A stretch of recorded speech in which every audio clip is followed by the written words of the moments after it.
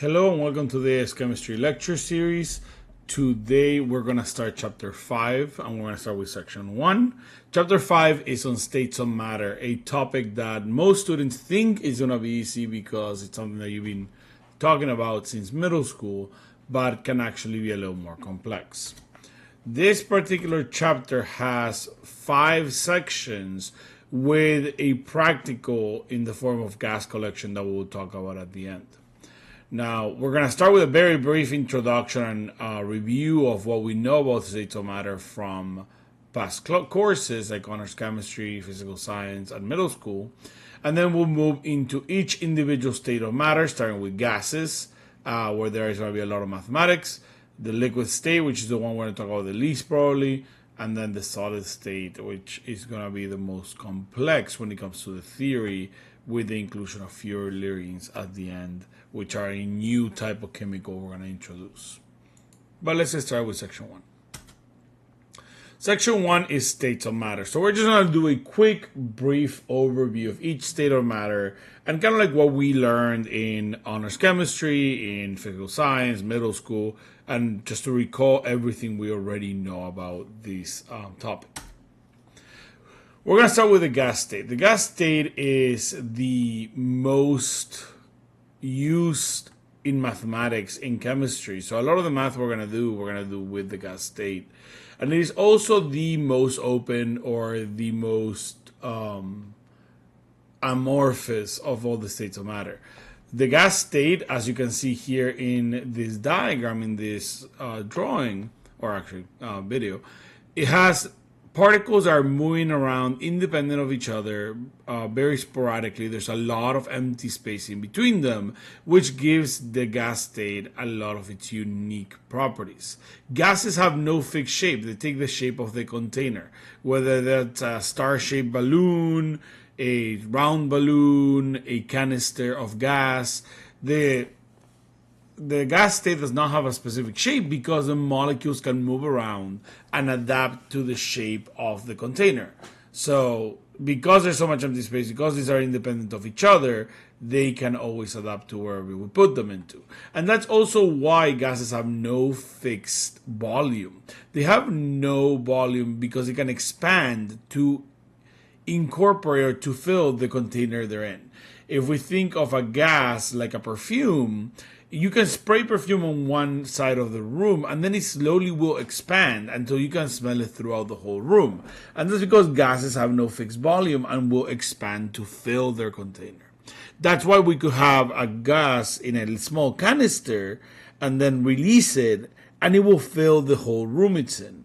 Whether it's in the small canister with a low volume or a big room, that gas will expand because its particles, its molecules are not attached to each other, not fixed to each other, and can move away from each other. Which does lead to the idea that most of the volume of a gas is just empty space. Because the particles are so far away from each other that those gas particles have a lot of space between them.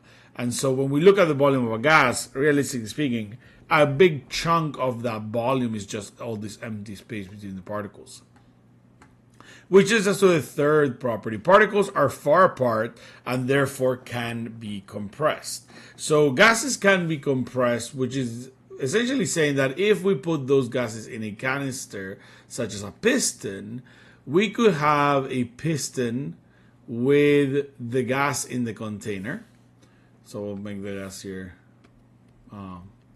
These are gas molecules.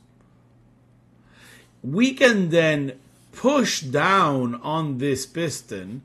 We can push the lid on the container down or the top of the container down. And what that will do is that it will decrease the volume of that container.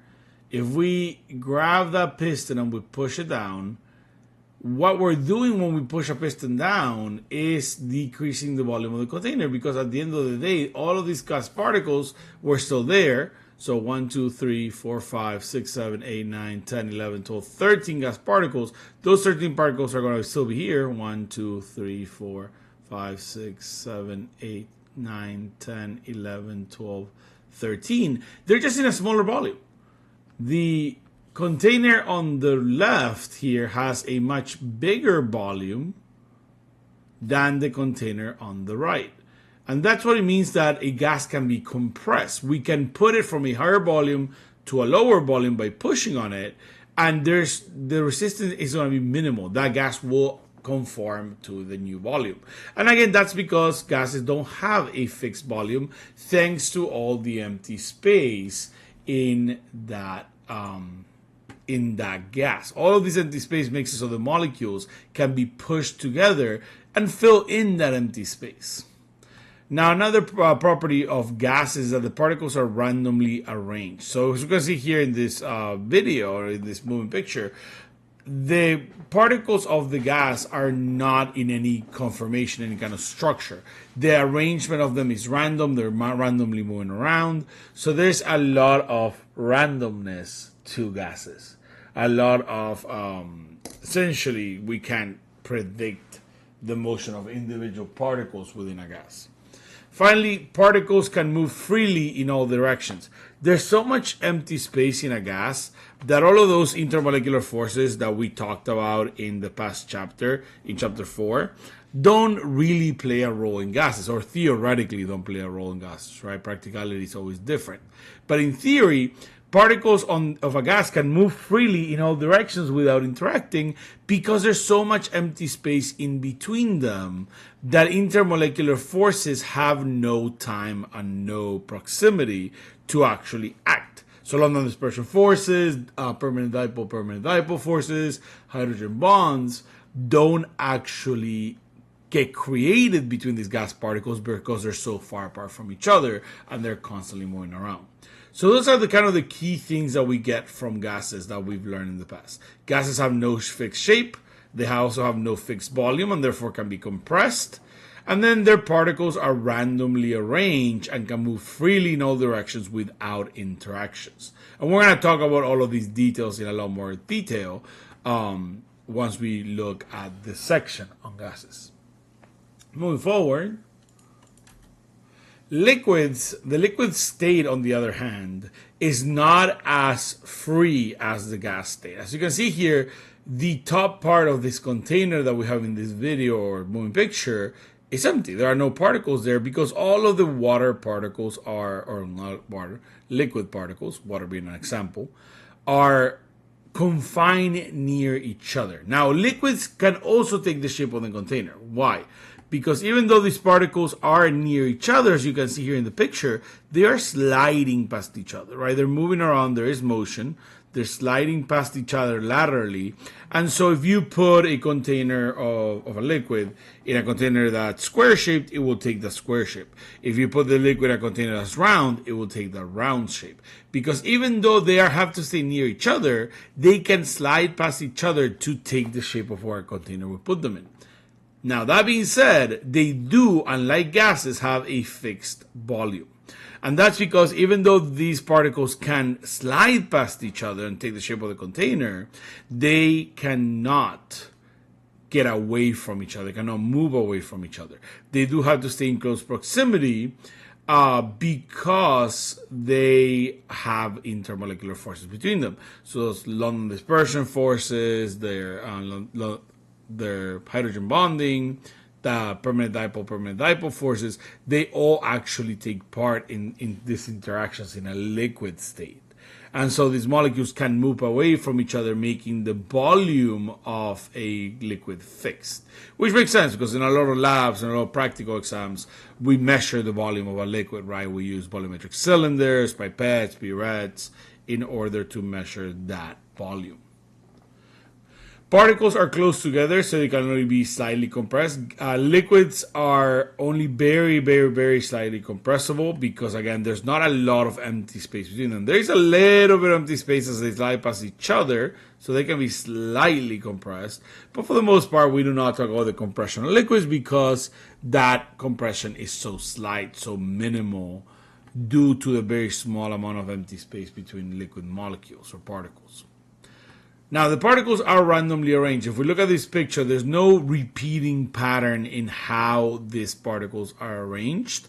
And that is part of What makes a liquid? It is random, right? That's why you can take different shapes of the containers, because there is no fixed lattice, which we'll talk about once we go to solids. They're not fixed in position, they can move around, and therefore their arrangement is random. And finally, they have limited movement in all directions. And again, that ties back to fixed volume.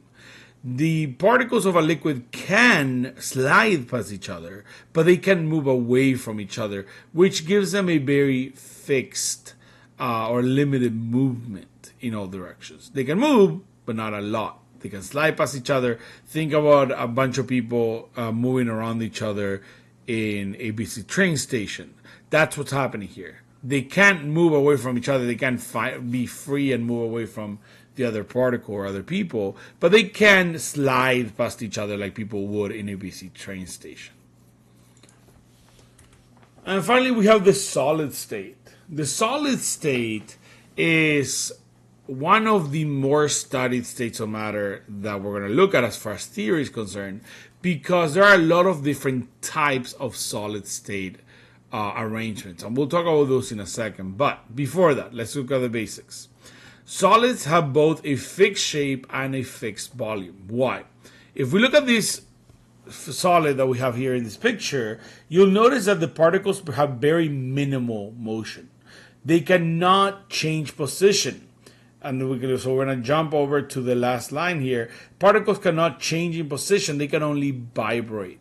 So as you can see here, these particles are arranged in this square shape, and the only movement we have from these particles is slight vibrations. They cannot move away from each other. They cannot slide past each other. They are fixed in what we call a regular arrangement. Now, another word that we're going to use for a regular arrangement that we'll see later, but I want to start introducing, is a lattice.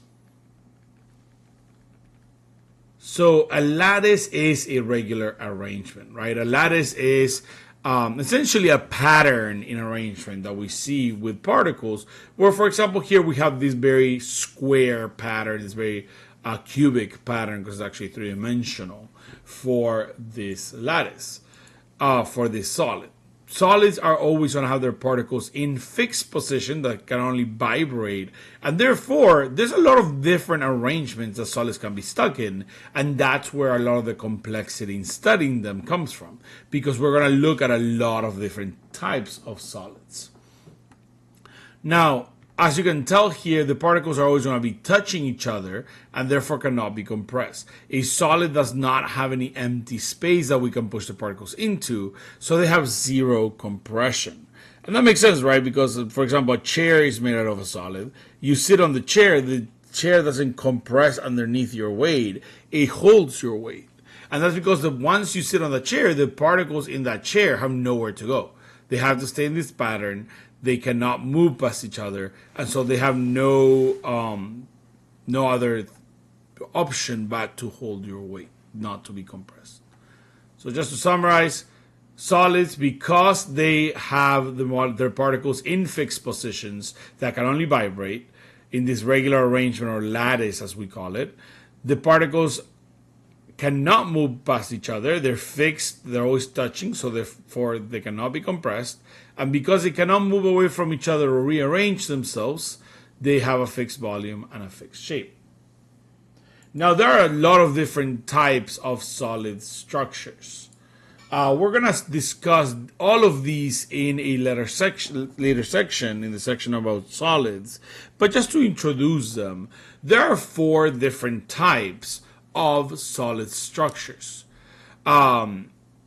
There is a simple molecular, simple atomic structure, which are things that are, or solids that are usually molecules, covalently bonded molecules, like carbon dioxide or argon, which is an atomic, simple atomic compound, argon, or simple atomic element, should I say.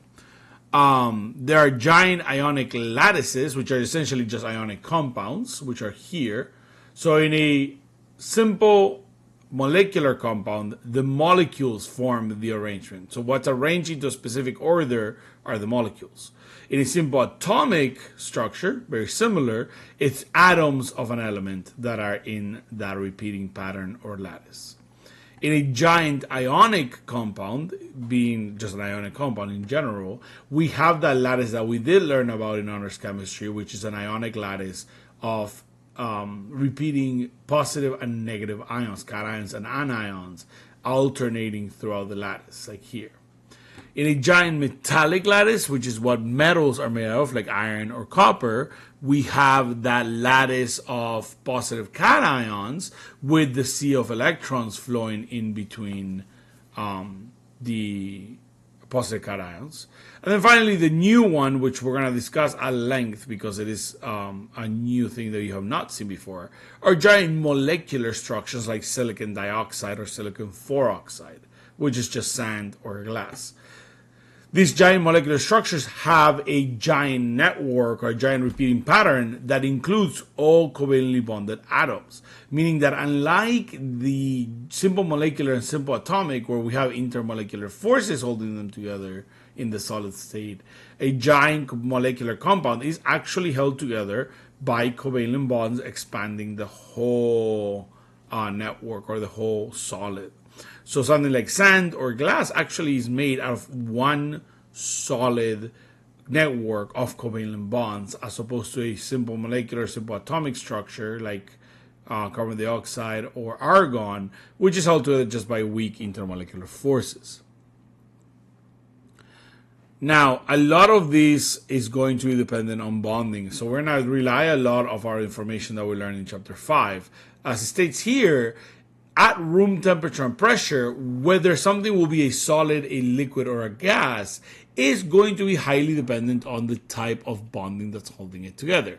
Things that are held together by strong bonds, like anything that's giant ionic, giant metallic, or a giant molecular, are going to be solids at room temperature because the bonds holding them are very strong, whether it's ionic bonds, metallic bonds, or covalent bonds. But something that's simple molecular or simple atomic, like carbon dioxide or argon, is more likely to be a liquid or a gas at room temperature. And that's something that we discussed in the last chapter, in chapter 5, where we saw things with intermolecular forces like water, carbon dioxide, having very low melting and boiling points. And that leads them to be liquids and gases at room temperature.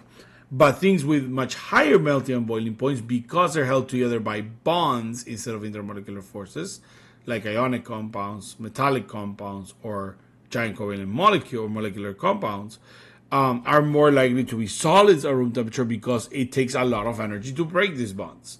And therefore, they have really high melting and boiling points. We're going to touch upon all of these points again as we go through each individual section and we discuss each individual type of state of matter, solid, liquid, and gas individually.